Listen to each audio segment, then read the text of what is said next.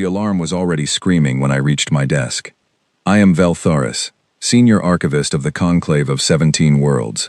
In 412 years of service, I have catalogued the last words of dead civilizations, the final transmissions of collapsed empires, the desperate myths scratched into stone by species that no longer exist. I have never once felt my primary heart beat out of rhythm. It was beating out of rhythm now. The signal had entered our outer corridor 9 hours ago. A single vessel. No identification.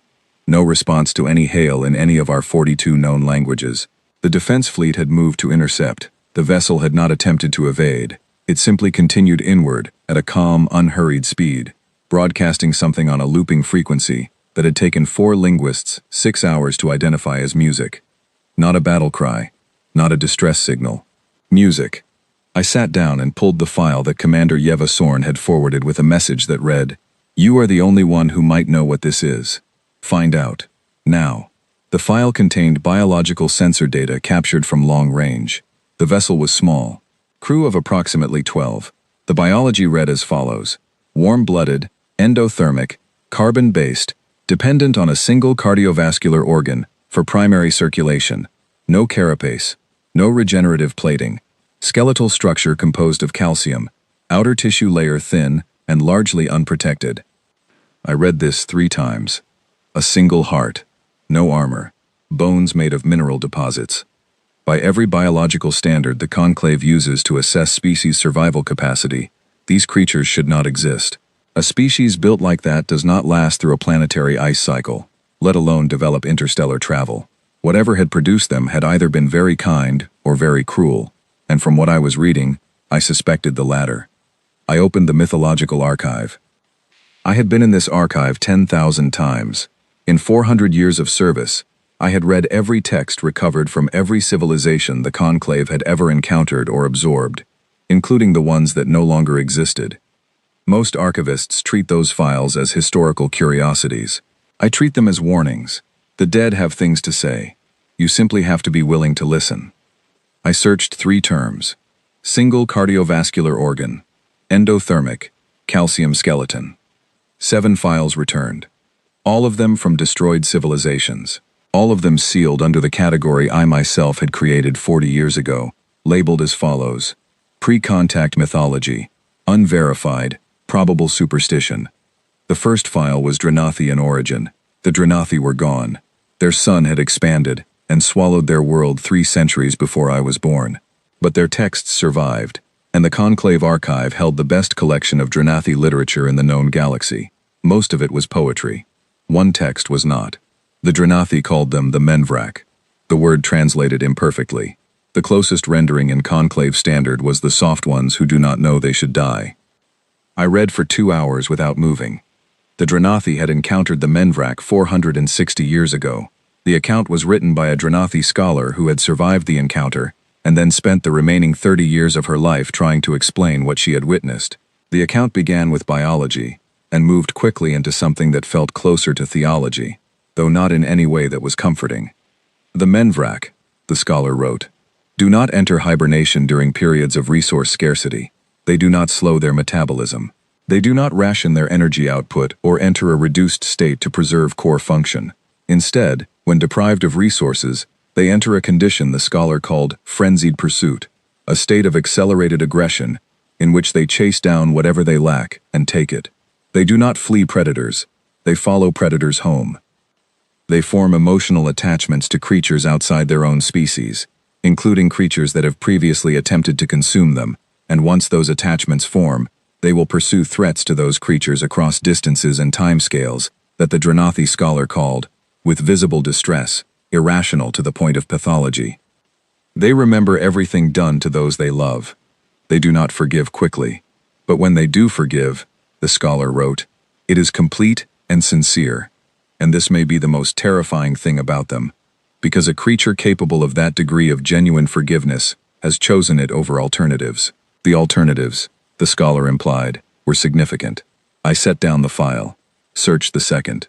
The second was from a species called the Vranath, also gone.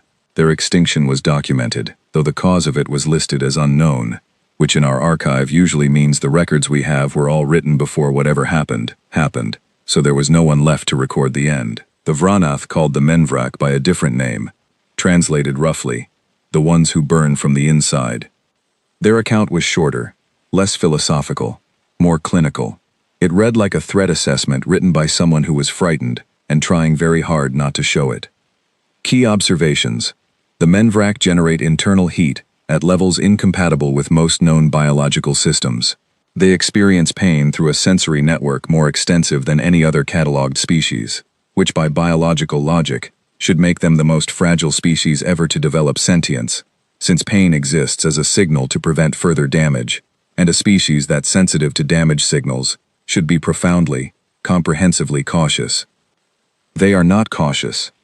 The Vranath biologist who wrote the report had apparently spent considerable time trying to explain this contradiction, and arrived at a conclusion I found simultaneously fascinating and unsettling. The Menvrak experience pain at high intensity, yes, but under sufficient stress, a chemical process in their nervous system overrides the pain signal entirely. The body decides the damage is already done, and the only logical response is to push through it and survive. The pain comes back afterward. During the crisis itself, the Menvrak simply do not stop. The Vranath biologist ended the report with a sentence that I had originally catalogued as dramatic hyperbole when I first encountered it 40 years ago. I no longer thought it was hyperbole. The sentence read, "Their homeworld tried to kill them for 1,000,000 years and produced this. I do not wish to discover what it produced them for." I closed that file. Searched the third. The third was the one that made my primary heart do something I had never felt it do before. Skip. It was from a species called the Malketh. The Malketh were not destroyed by natural disaster. The Malketh were not absorbed by expansion. The Malketh were simply gone, and in the archive, their absence was noted alongside a single recovered transmission fragment, broadcast in the last hours of their civilization. The transmission was addressed to no one in particular. It said, "We should have asked them why they came first. We assumed. We were wrong about what they were. We were not wrong that they were dangerous. We were wrong about the direction of the danger. That was all." I sat with that for a long time. Then I pulled all 7 files together and began to look for the pattern I should have been looking for 40 years ago when I first catalogued them under probable superstition and moved on to something more immediately pressing. The pattern was simple, obvious, in retrospect. So obvious that I felt a particular kind of embarrassment that I associate with missing something that was always right in front of me. Every civilization that had ever documented the Menvrak in their mythology had documented them only once. Every record was pre-contact. There were no post-contact records.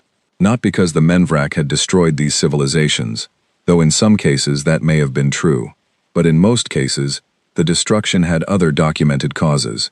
What was consistent was this. Every civilization that documented the Menvrak encountered them, and then the documentation stopped. Not the civilization, necessarily, the documentation.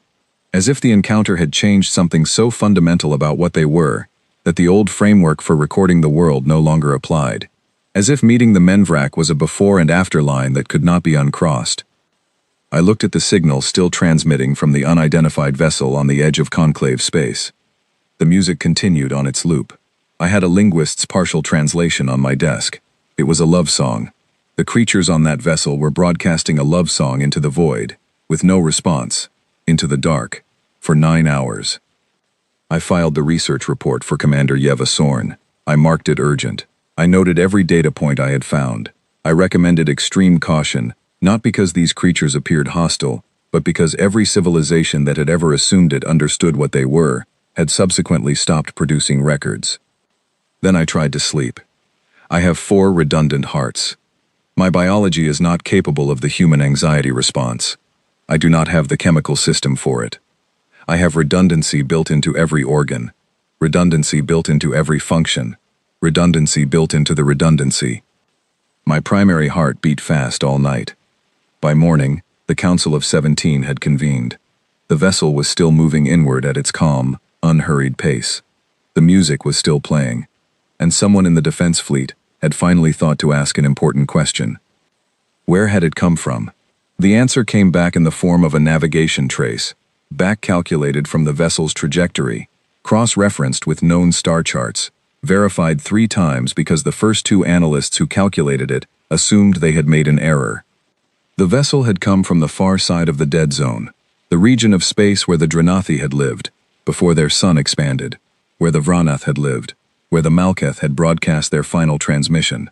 The Menvrak had been in that region of space for a very long time. They had been our neighbors for centuries, and they had chosen now to come say hello. I wrote one more line in my personal archive, which archivists are not supposed to keep. I wrote, "I am afraid." I do not know if that is the correct response. I do not know if there is a correct response. I know only that every civilization that documented these creatures described them as a myth, the way you describe something too large or too strange to accept as real. I know that I have read those myths. I know that the ship is still coming. I know that the music is very beautiful. I know that I cannot stop listening to it. The vessel allowed itself to be boarded. This was the detail that Commander Yeva Sorn could not let go of. She stood in the briefing room of the Conclave flagship, looking at the sensor feed from the interceptor ships, and kept returning to that single fact like a tongue returning to a sore tooth. The vessel had not evaded. It had not powered weapons. It had simply stopped when the interceptors surrounded it, and then a panel in its hull had opened, and light had come out. Like a door. Like an invitation. Yeva Sorn had commanded 12 military engagements in her career. She had never once encountered an opponent that opened its own door. She led the boarding team herself.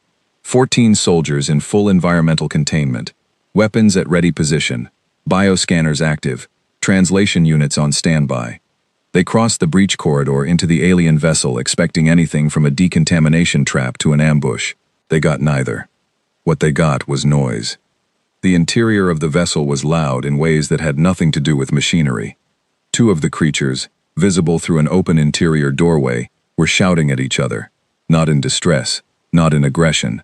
They were waving their upper limbs and pointing at something on a screen, and their voices were going up and down in patterns that the translation unit, still calibrating, flagged tentatively as heated recreational dispute. They were arguing about something, with the enthusiasm of people who had been waiting all day to argue about it. Yeva Sorn stopped in the corridor and watched them through the doorway for a full 10 seconds. Neither creature noticed her. They were too involved in the argument. One of them made a gesture that involved both hands, a sound of profound personal offense, and then sat down heavily in a chair that groaned under the impact. The translation unit produced its first reliable fragment. "You cannot say that play did not count, Owen. I watched it happen with my own 2 eyes." Owen, apparently, could say exactly that, and did, at volume. Yeva Sorn had prepared for many things. She had not prepared for this. She moved deeper into the vessel.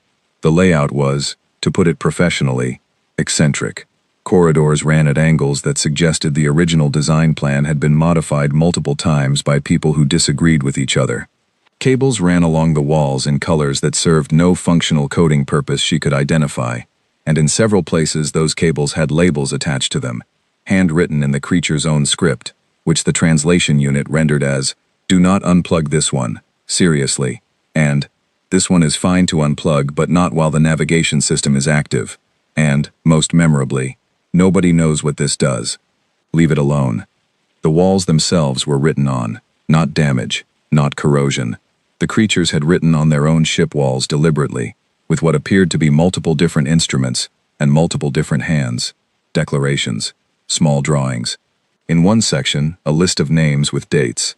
In another section, something that read like a complaint addressed to the vessel itself, about the temperature in the lower sleeping quarters, signed by 4 individuals. One corridor had a large drawing spanning almost its entire length. It appeared to depict some kind of journey, rendered in a style that was technically imprecise, but narratively clear. Beginning, middle, progress, a destination still ahead. Beside the destination, someone had written, "We will get there." Yeva Sorn stood in front of that drawing for longer than was strictly necessary. Her bioscan results came in, 12 crew members, all within normal parameters for their species, which meant, according to the archivist's report she had read twice on the way here, all operating within a biology that should not, by any reasonable standard, have survived to reach space. She requested a full biological assessment from her medical officer, Lieutenant Dree Kethis, who was the best field medic in the Conclave Defense Fleet and entirely unshakable in any crisis she had ever encountered. Drikethis sent back the report in 38 minutes, which was fast. Too fast. The accompanying note explained why. I had to stop and sit down twice. Please read this carefully. Yeva Sorn read it carefully. The Menvrak, as the archivist's mythological files called them, generated body heat through metabolic processes that were essentially continuous combustion.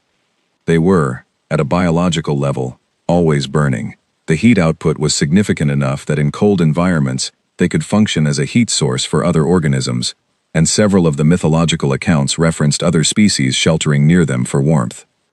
They had a pain response network that was among the most sensitive ever recorded. More nerve endings per surface area than any catalogued species. They felt everything with extraordinary intensity. And then, under conditions of extreme stress, their own brain chemistry suppressed the pain response almost entirely and triggered what Drikethis described as a cascade of performance-enhancing biological states, elevated cardiovascular output, accelerated neural processing, suppressed fatigue signaling, released stored energy reserves.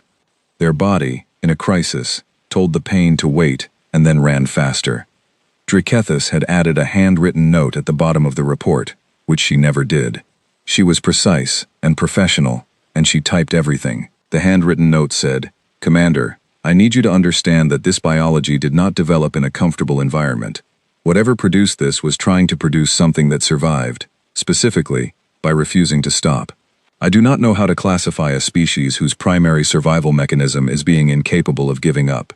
I am adding a personal recommendation that we proceed with caution, not because they appear hostile, but because I believe hostility may not be the correct variable to measure." Yeva Sorn put the report down. She met the captain in the vessel's common area, which was identifiable as such because it had chairs arranged around a central table, and because it smelled powerfully of something being heated, and because 3 of the crew members were in it, doing nothing more threatening than consuming food from containers and watching the same screen that Owen and his companion had been arguing about earlier. The captain stood up when Yeva Sorn entered. This was the first one she had seen standing upright and still, and the effect was unexpectedly significant. The creature was shorter than Yeva Sorn by a considerable measure, soft-faced in the way the archivist's files had described, with lines around the eyes and mouth that Hermetic's report identified as the physical record of repeated expressions over time. You could read, if you knew how, every time this creature had ever laughed, every time it had ever been tired. Its face was a history of its own emotions. Yeva Sorn found this profoundly strange.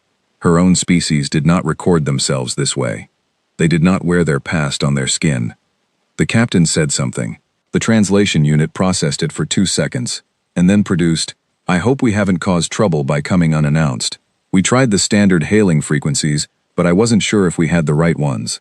And if I'm pronouncing your title wrong, please correct me. I've been practicing and I'm still not confident." She had been practicing. She had learned the Conclave standard title for fleet commander on her own, in advance, for a first contact situation, because she did not want to be rude. Yeva Sorn, veteran of 12 military campaigns, had no immediate response. She found her voice after a moment and asked, through the translation unit, what the vessel's purpose was, where it had come from, what it wanted. The captain answered each question in order, which Yeva Sorn noted as an organizational habit that suggested clarity of thought. The vessel was an exploratory craft. They had come from a colony station 3 transit jumps beyond the dead zone, a region of space they called the Outer Settlements. They had been traveling for 14 months. What did they want? The captain paused, looked at Yeva Sorn with an expression that the translation unit flagged as carrying emotional content it could not yet fully render. Then she said, "Honestly, we wanted to know who our neighbors were. We've been out here a long time. We found the old transmissions from the civilizations in this region, the ones that went quiet, and we thought someone should go and see what happened to them. And we thought, while we were out here, we should introduce ourselves to anyone still around. It seemed rude not to. Someone should go and see what happened." 14 months in a dented ship with 12 crew members and a malfunctioning engine that one of the soldiers had been staring at through the engineering bay doorway with increasing concern, because the sounds it was making were not sounds any engine should be making, and yet it was clearly still functioning, somehow, through what appeared to be stubbornness. 14 months, because someone should go and see. Yeva Sorn thought about the archivist's files. the civilizations that had documented these creatures and then stopped documenting. She had assumed the worst. She had spent the entire transit to this vessel assuming the worst. She had not considered the possibility that the worst thing about these creatures might be that they genuinely, sincerely meant well, and that sincere meaning well, in a species this biologically built for endurance, was a more complicated thing than any threat assessment could capture. She authorized the diplomatic channel, sent word back to the Council of 17, requested a formal reception team. Then she stood in the common area of the vessel, while the crew of 12 went back to their food and their argument and their drawn-on walls, and she looked at the captain, who was now asking one of her crew members to please, for the sake of everyone present, explain to Owen that the play had clearly not counted, and the crew member said they were staying out of it, and the captain said that was cowardly, and Owen shouted something from the corridor that made two of the crew members laugh hard enough to lean on the table. Yeva Sorn thought, these are not what the myths described. Then she thought, the myths described exactly this. The Dranathi scholar had written about the pack bonds, the noise, the loyalty, the arguing with each other as a form of affection. The myths described exactly this. The myths had just failed to explain that it was going to be so difficult to be afraid of. I am Korath 7. I am not a living being in the way that Veltharis is a living being, or the way that Commander Yeva Sorn is a living being. I am a historical intelligence, built by the Vrenish Imperium 11,000 years ago, to record, preserve, and interpret the memory of a civilization that was already old when most of the Conclave's founding species were still calculating the distance between stars with instruments they carried by hand. I have not spoken without being directly asked a question in 400 years. The Emperor asked me a question today, not a simple one. He called me into the throne chamber alone, no advisors, no council, just the Emperor and the sealed files he had not opened since his ascension, and the particular silence of a room where someone has been sitting alone for a long time, deciding something. He looked at me and said, "Tell me about the soft ones." I want to be precise about what happened next, because precision matters when you are talking about an event 400 years in the past, that is now, today, becoming relevant again. I did not simply tell him. I showed him. The files had been sealed by his predecessor's predecessor, on the grounds that the information they contained was destabilizing, not to the Imperium, to the Emperor personally. The previous Emperor who had accessed them had reportedly wept for 3 days, and the Vrenish do not have tear ducts, and the development of tear ducts in the royal line began exactly 3 days after that Emperor first read the files, and has been a hereditary trait in the line ever since. I opened the files. 412 years ago, a standard Vrenish border patrol intercepted a large vessel traveling through Imperium space without authorization. The patrol commander sent 2 standard warning pulses and received no response, which under Vrenish protocol at the time meant the vessel was considered hostile. The patrol opened fire. The vessel was destroyed. The vessel carried 912 soft ones and a registered cargo manifest that included 47 separate living creatures of non-soft one origin. The 47 creatures were animals. The soft ones had been transporting them, not as cargo in any commercial sense. The manifest listed each one by a personal name. There were notes, health records, dietary requirements. One entry read, "Nervous around loud sounds, requires extra patience during transit." Another read, "Elderly, move slowly, please ensure sleeping area is accessible." They were, to use the precise soft one term that the translator had rendered from their own records of the vessel, their pets. The patrol commander filed a standard report. Hostile vessel neutralized. No Vrenish casualties. The Imperium waited for retaliation from whatever civilization had sent the vessel. Standard protocol suggested a response within 40 days. Military intelligence began preparing for conflict. What arrived instead, 60 days later, was a single ship, not a warship. The ship was small, slow. It had come a very long way. It docked at the Vrenish outer station and requested, through the station communication system, an audience with whoever was responsible. One individual came off the ship.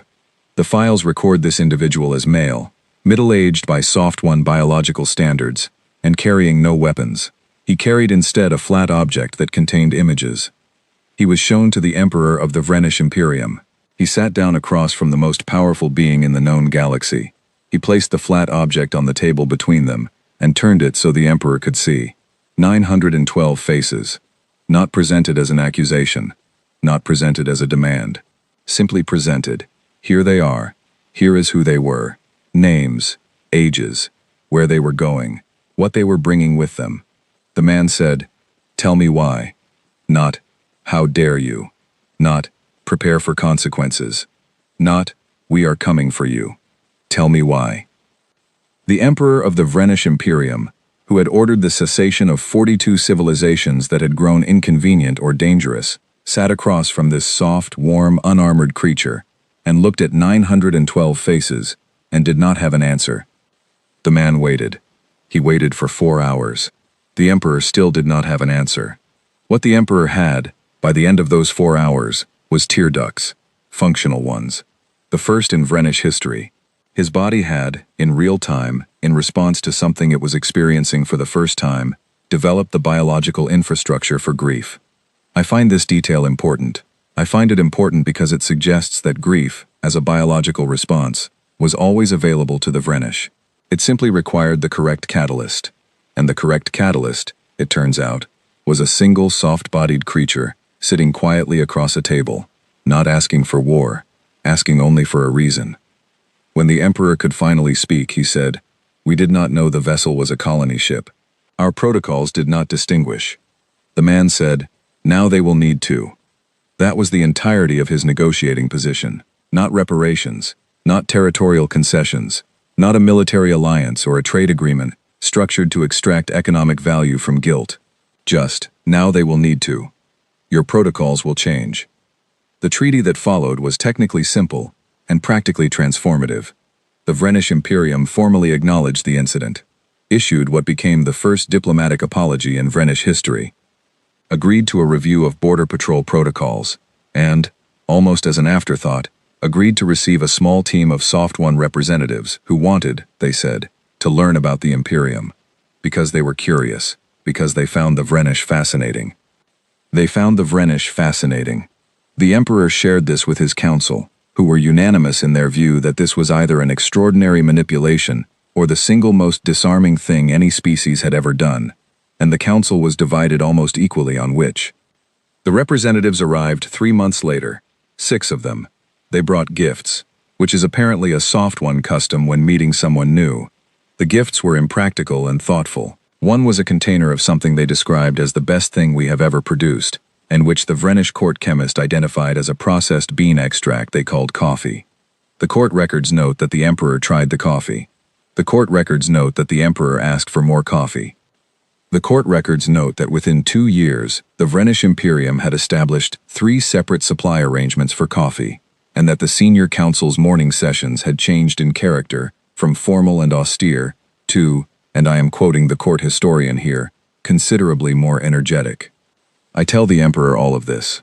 I play him the audio recordings from the original meeting. I show him the images of the 912 faces, which are in the files exactly as they were placed on the table 400 years ago, preserved because someone decided they should be remembered. The emperor does not speak for a long time. Then he says, "Are they still angry?" About what happened. I pull the most recent available documentation on Soft One historical scholarship relating to the incident. It is a graduate research paper written 6 years ago. The paper describes the incident as one of the most significant early examples of cross-species grief negotiation in the historical record. It notes the incident as a formative moment in developing what the Soft Ones call contact ethics. It uses the word tragedy to describe the loss of the colony ship. It uses the word opportunity to describe what followed. The emperor reads this. His newly inherited tear ducts, genetic gift from a great-great-grandfather who sat across a table from one quiet man, become active.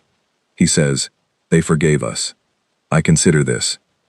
The old Drenathi scholar's account used a phrase about forgiveness that I have been holding in my memory files for several centuries, waiting for the appropriate moment. The phrase is, "Beware the creature that forgives. It has decided you are not worth the effort of hatred." I choose not to share this with the emperor. He has enough to process. Instead, I show him the last section of the sealed file, the threat assessment commissioned 40 years after the treaty, by an Imperium intelligence committee that was paid to be paranoid, so the emperor did not have to be. The assessment was thorough, 12 analysts, 2 years of work. It covered every aspect of Soft One biology, psychology, history, and demonstrated capability. It considered every scenario in which the species might become a threat to the Vrenish Imperium, and assessed the probable outcome of each.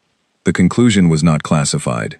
It was simply never shared beyond the committee, because no one knew what to do with it. It read, "The species in question has demonstrated no desire for territorial expansion beyond what is required for population needs. They show consistent preference for negotiation over conflict. They have, on multiple documented occasions, chosen a worse material outcome for themselves in order to preserve a relationship or principle they valued. This is not because they are incapable of conflict. Their biological profile is optimized for exactly the kind of endurance and adaptability that makes long-term conflict effective. Their history documents numerous internal conflicts of significant scale. The reason they prefer negotiation is not weakness. The reason is that they have concluded, as a civilization, that conflict is expensive in ways that matter to them. They measure cost differently than we do. They count things we do not count." The assessment then listed what the soft ones counted: lives, relationships, trust, memory, the opinion of other species, the kind of reputation that makes the next meeting easier.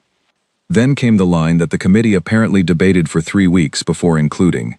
If the species ever stopped weighing those costs, and simply acted on capability alone, the analysis projects that no current power in the known galaxy would be positioned to alter the outcome. We make this assessment not as alarmism but as a statement of mathematical fact, and we note it here to reinforce the value of ensuring that the current diplomatic relationship remains sound, and that the species continues to find cooperation preferable to alternatives. The Emperor sits with this for a long time. He says, "They chose not to." Yes, 400 years ago they chose not to. He says, "Because one man sat across from my ancestor and asked why." Because of that. The Emperor looks out the throne room window at the dark between stars. The Conclave has just announced that a Soft One vessel has entered their space. This is why he called me here. He knows what I know. He has known, as emperors tend to know things, that this moment was approaching. He says, "What do we do? I have 11,000 years of history in my memory. I have the records of 100 civilizations, rising and falling, choosing and failing. I have the Dranathi scholar's text, and the Vraneth biologist's report, and the Malketh's last words, and I have 400 years of watching what happens to a civilization after it sits across a table from one quiet man with nothing in his hands but 912 faces. I say, we send coffee. The Emperor looks at me. I say, and we answer honestly when they ask questions, because they will ask questions, and they remember the answers, and they will know if the answers are not honest." The Emperor is quiet for a moment. Then he calls his diplomatic staff, and he asks them to please find out what the current going rate is for a high-quality coffee shipment, because he wants to make a good impression, and he has been told that first impressions with these creatures matter considerably. Outside, somewhere past the borders of Vrenish space, a small dented ship moves through the dark, broadcasting music on a loop. I listen to it for a while. It is, objectively, very beautiful. My name is Prith McCallion, and I have never lost a campaign.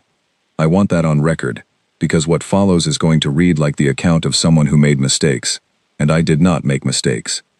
I made accurate assessments with the information I had, and the information I had was incomplete in ways that no intelligence framework in existence could have predicted, because the gap in my information was not a gap in data, it was a gap in category. I was measuring the wrong things entirely. I have been a commander in the Garoon Conquest Fleet for 22 years. In that time, I have taken 9 star systems, relocated 43 populations, neutralized 8 resistance movements, and administered the integration of what amounts to 1/5 of known inhabited space into the Garoon efficiency structure. The Garoon do not conquer for the pleasure of conquest. We conquer because the known galaxy is substantially more functional when it is organized correctly, and organizing it correctly requires that someone be willing to do the difficult work of imposing order on chaos. I am willing. I have always been willing. It is, in the plainest possible terms, what I am for. The Conclave colony designated CR7 by our survey maps was not a strategic target of particular importance. It controlled a moderate-value transit corridor and contained approximately 40,000 inhabitants, a mix of species, all of them civilian. The colony's defense infrastructure was minimal. Our military assessment placed the operation in the category of routine integration, 3 to 4 days for full transition, no significant expected resistance. There was a complication. The colony had a diplomatic delegation of 6 soft ones in residence. They had been there for 8 months, doing what soft one delegations apparently do, which is make themselves welcome, learn the local languages, eat the local food, and form what I am told were genuine personal relationships with approximately half the colony's population. I sent them a courtesy evacuation notice 48 hours before the operation began. This is standard. Non-combatants are given the opportunity to leave. It is efficient. Dead diplomats create paperwork. They evacuated. I noted this and moved on. The operation ran in 3 days and 14 hours, slightly ahead of schedule. The colony's defense systems were neutralized without incident. The population was processed through our standard integration protocol, which assigns each individual a function category, a housing allocation, and a resource access tier. They are not harmed. They are organized. These are not the same thing, whatever the propaganda of resistant civilizations would suggest. I filed the completion report, moved to planning the next phase. 3 days later, my communications officer flagged an incoming vessel in the system. The vessel was not a warship. My officer flagged it as civilian class, a freight variant, small, showing signs of modifications that had been made without any apparent concern for the aesthetic result. Its energy signature suggested an engine that had been repaired multiple times with components that were not designed to work together, and were nonetheless working together through some combination of engineering ingenuity and, my technical staff suggested with visible discomfort, apparent refusal to acknowledge the laws of physics. The vessel requested communication. I granted it, because, as I said, this was genuinely interesting, and I have not been genuinely interested in anything in 6 years. Optimization becomes routine after a while. Routine becomes mechanical. Mechanical becomes, privately, exhausting. The face on the comm screen was a soft one, female by their biological categories, not young, not old. She had the kind of face that reminded me, obscurely, of something the Vrenish Emperor's diplomatic notes had described as a face that has made up its mind. She said, "My name is Claire Okafor. I'm a journalist. I'd like to ask you some questions, if you're willing." A journalist, not a diplomat, not a military representative, not an intelligence operative. A journalist. I said, "I am willing." She said, "What is the name of the individual currently assigned to Function Category 7 in Housing Block 9 of the CR7 integration site, and what was her function category before integration?" I looked at my records. Function Category 7 was general labor, construction maintenance. I pulled the specific individual she was referencing. Before integration, the individual had been the colony's head of medical research, specialty in pediatric care. Claire Okafor wrote this down. She said, "And the family that was assigned to Housing Block 3, the one that was separated during processing because the eldest child tested into a different function category than the parents. Do you have a current status on whether they've been allowed to make contact with each other?" I pulled the record. Separation during processing was standard when function categories differed, as cross-category housing complicated efficiency calculations. Contact protocols between separated family units were in review. Currently, no scheduled contact. She wrote this down. She asked 47 questions over the course of 2 hours. Each one was specific.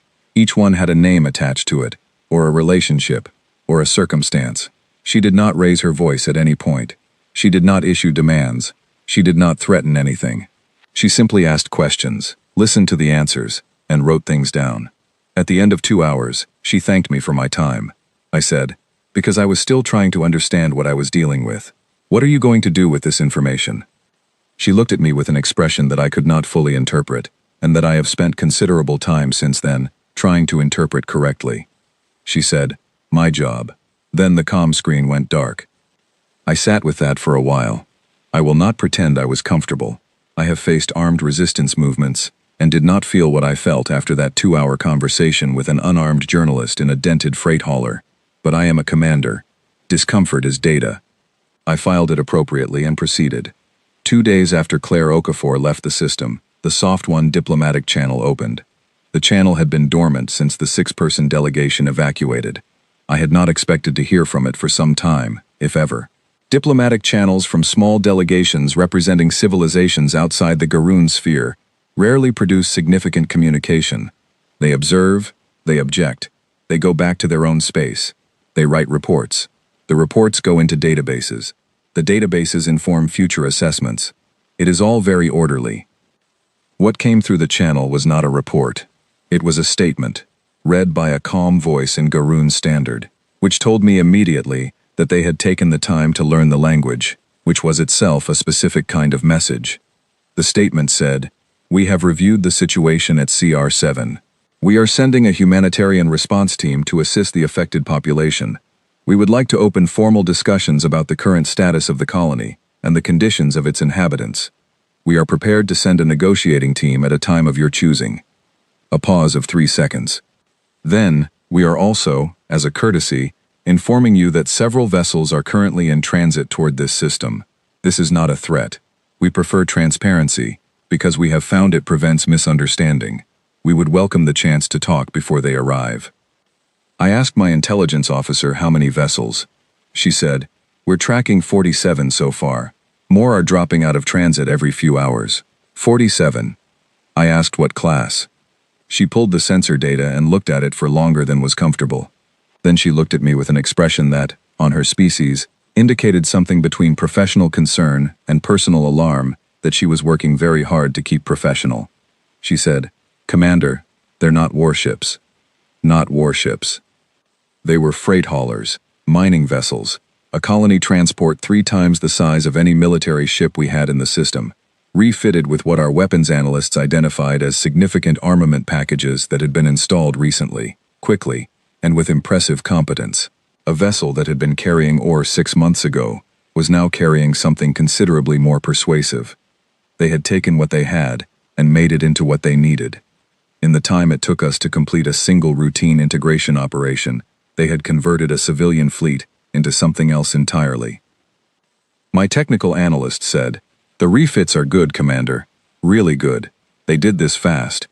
I said, "How fast?" She pulled the hull scan data. "Read the timeline from the material composition analysis, which can date welding points and component installation within a margin of a few weeks." She said, "All of these modifications were made in the last 90 days. 90 days? From a standing start." I looked at the sensor feed. The vessels kept coming. 60 now. 70. They were not uniform. They did not have the clean lines of purpose-built military hardware. They looked like what they were. Ordinary vessels carrying extraordinary intent, outfitted by people who had decided that something needed to be done, and had set about doing it with whatever was available. 80 vessels. A civilian freight hauler should not frighten a commander of the Garoon fleet. A mining vessel should not keep a 22-year veteran from sleeping soundly. But I kept thinking about Claire Okafor, sitting in her dented ship with her notepad, asking me the names of 47 specific people, not demanding, not threatening, writing things down with the patience of someone who already knew how the next chapter was written, and was simply collecting the evidence for afterward. I thought about the Malketh transmission the archivist's report had referenced.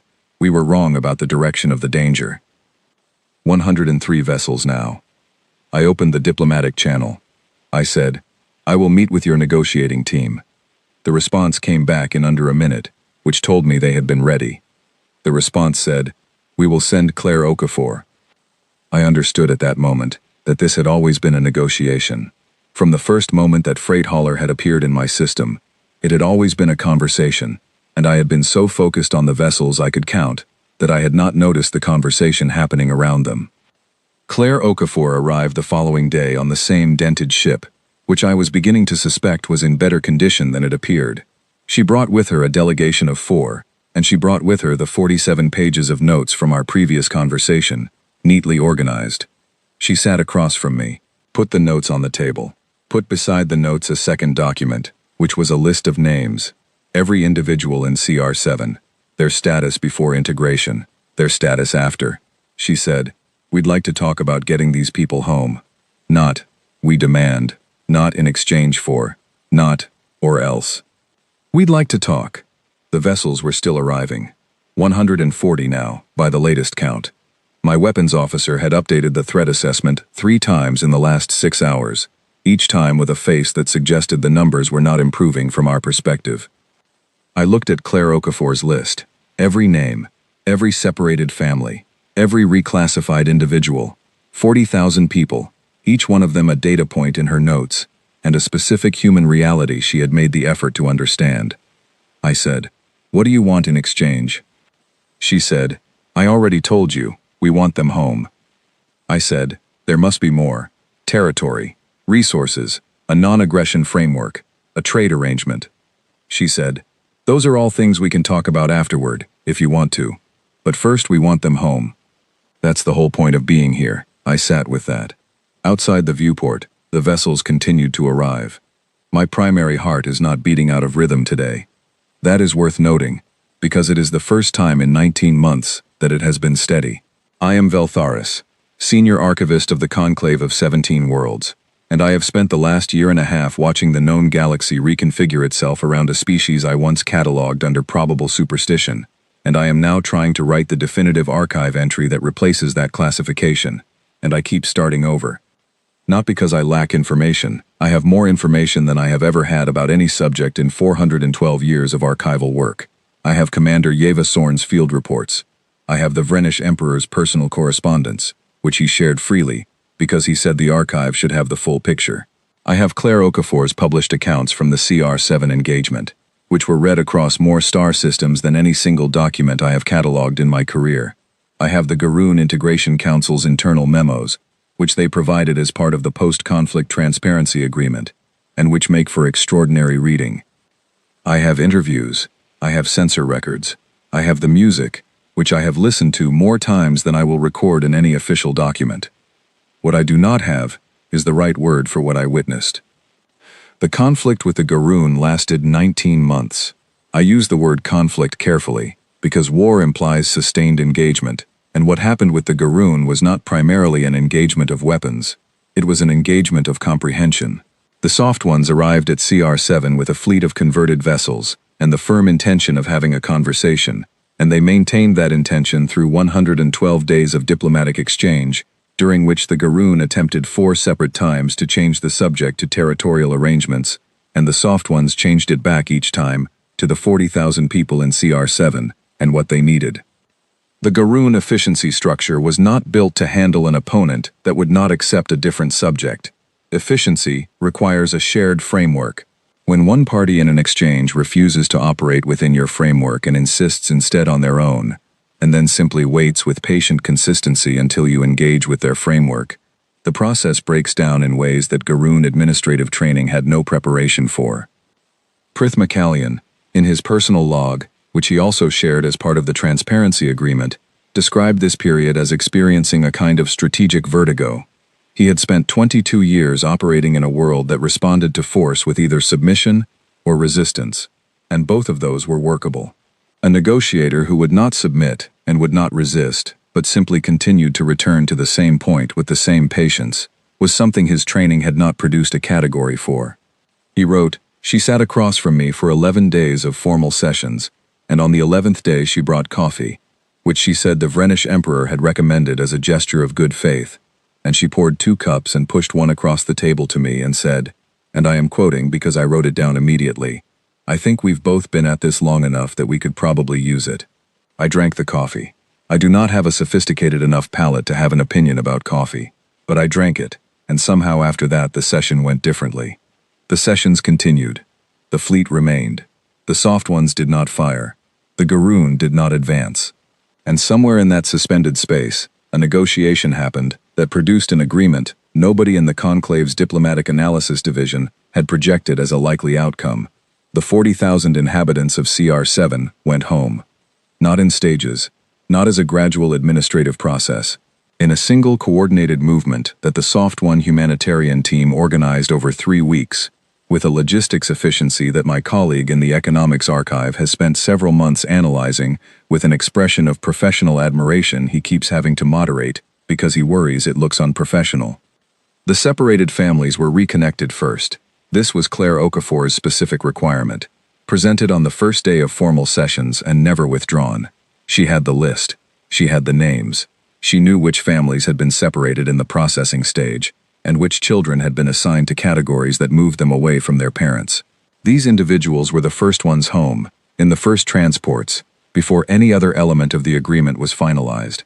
This was not part of the Garoon's original proposal, which had structured the return as a phased process, conditional on other elements of the agreement.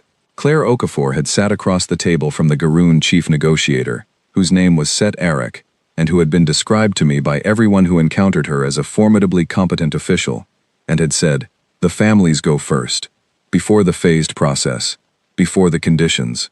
The families are not a conditional element." Set Eric had looked at her for a very long time. Then she had said, "Agreed." In her own personal account, submitted to the Garoon official record, Set Eric wrote, "I understood at that moment that the soft ones measure the cost of things differently than we do, and that understanding this is more important than any tactical consideration. They count what we do not count." Once I understood what they were counting, the negotiation became considerably simpler. We could not give them what they were not asking for.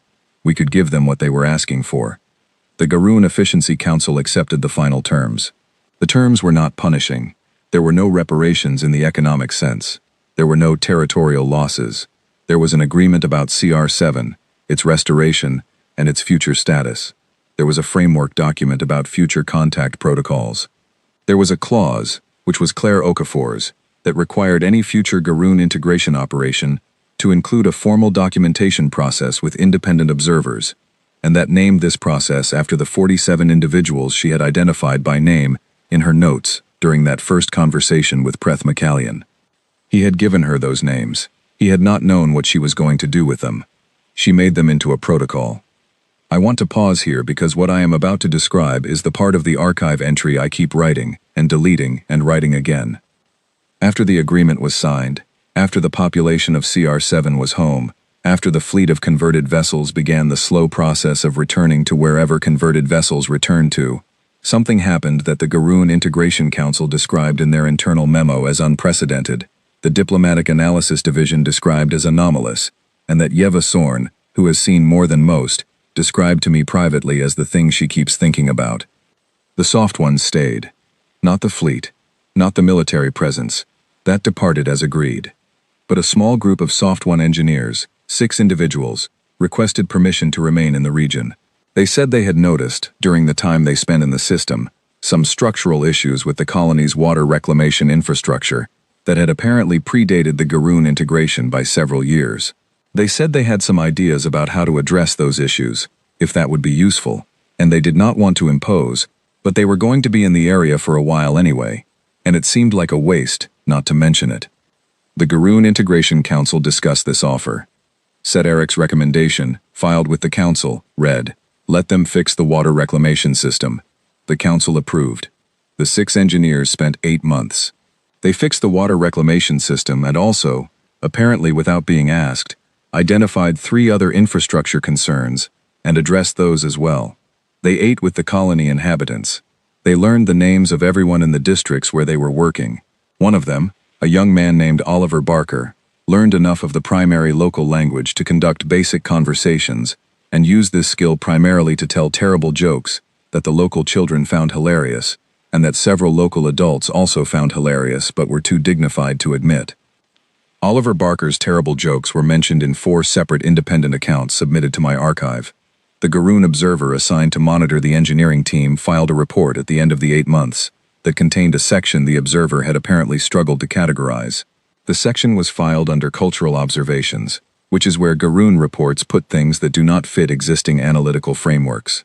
The section read, "I do not have a framework for what I observed. The engineering team did effective work. That is straightforward.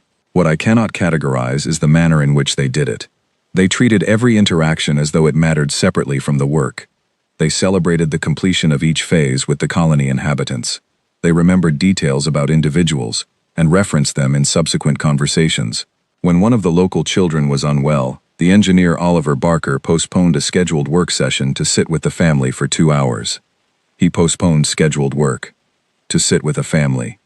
The observer wrote, "I do not know how to assess the efficiency of this. I am beginning to wonder if efficiency is the correct measurement. I read this memo 3 times. I am the senior archivist of the Conclave of 17 Worlds. I have been building the classification system for known civilizations for 412 years. Every species gets a category. The categories exist because the universe is large, and information requires structure, and structure requires that things be placed in relation to other things, so that the patterns become visible. I have been trying for 6 months to find the right category for what I witnessed. I interviewed Claire Okafor before she left for the outer settlements again. This was 3 weeks ago. She came to the archive building, which no one had ever done before, and I suspect she was the first soft one to stand in this building in its 11,000-year history. She looked at everything with the expression I have come to recognize as her default state, which is alert interest, not analysis, not assessment, interest, genuine, attentive interest in the specific thing in front of her, without apparent agenda. I asked her the question I had been building toward since the first night I could not sleep. I said, "The myths described your people as monsters. Every civilization that ever documented you described something to be feared. I have spent the last 19 months trying to understand the gap between what the myths said and what I observed. Can you help me with that?" She thought about this for a moment. She said, "What did the myths say we were?" I said, "They said you were creatures that did not know they should die, that you followed predators home, that you were incapable of recognizing when you had lost, that you formed attachments to things that should have remained strangers." She nodded. She said, "That's all accurate." I said, "But those civilizations treated those qualities as threats." She said, "They are threats, if you're the predator." She looked at the archive shelves around her. 11,000 years of records, floor to ceiling, every civilization the galaxy had produced, risen and fallen, and recorded. She said, "We're not hard to understand. We just get complicated when you assume we're doing one thing, and we're actually doing something else." The civilizations in those myths, from what I've read about them, encountered us, and assumed we were coming to take something. We weren't.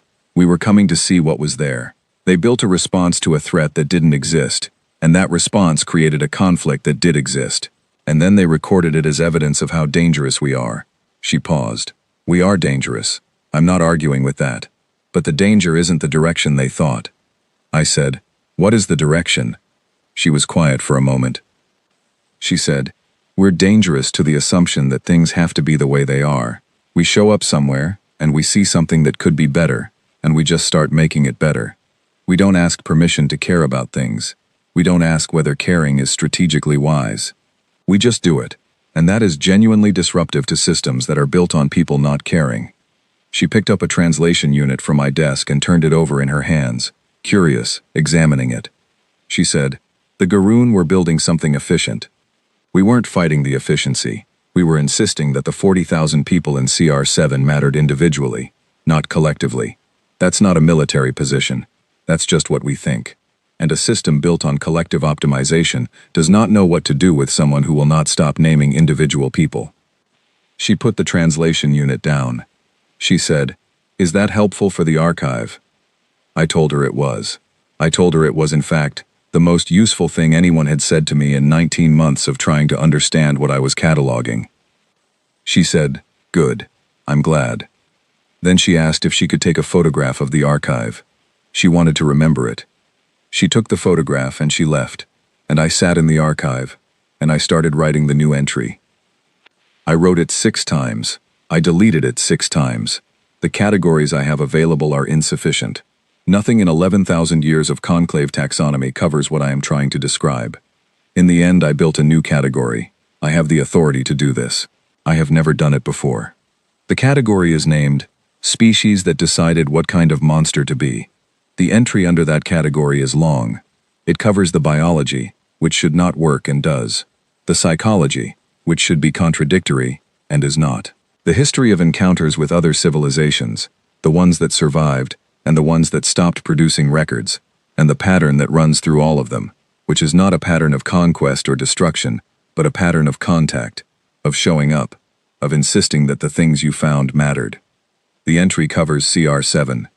It covers the coffee, which gets its own footnote, cross-referenced with the Vrenish economic records, and a note from the emperor who sent a formal communication to the archive last month, saying he hoped the entry would do the subject justice, and also asking if anyone knew of a good supplier in the outer systems, because his usual arrangement had experienced a shipping delay.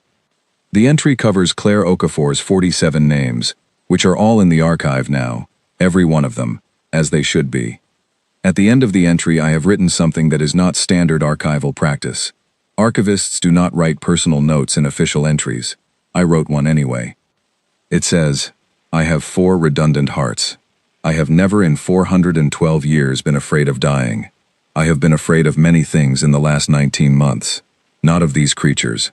I have been afraid, specifically, of the possibility that I would fail to record them accurately, that the archive, which is my whole purpose, would hold their record, and that record would not be enough, that someone would read it in 1,000 years and still not understand what it was like to sit in a building in the dark, listening to a love song broadcast into nothing, wondering what kind of species sends a love song first.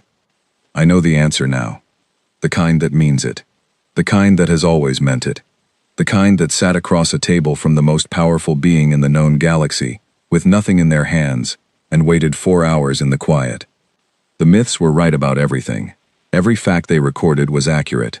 Warm blood, soft body, single heart, no armor. No armor. That was the detail the myths kept returning to. No armor. Exposed. Fragile by every available measure. Every myth that recorded that detail interpreted it as vulnerability. None of them noticed that a species with no armor has also made a choice. To walk into everything uncovered. To feel all of it. To let it matter. I think about this when I remember the way Claire Okafor sat across from Preth McCallion for 11 days. The way she carried 47 names. The way Oliver Barker postponed scheduled work to sit with a family he had known for 6 months, because a child was unwell, and sitting with people matters. No armor. Not vulnerable. Open. There is a difference. It took me 412 years, and 1 dented ship with a broken engine, and 12 people arguing about football to learn it. I have filed the entry. The archive is updated. My primary heart is steady. Somewhere past the edge of conclave space, a vessel is broadcasting music into the dark. I keep the frequency on in my office now. It helps me think.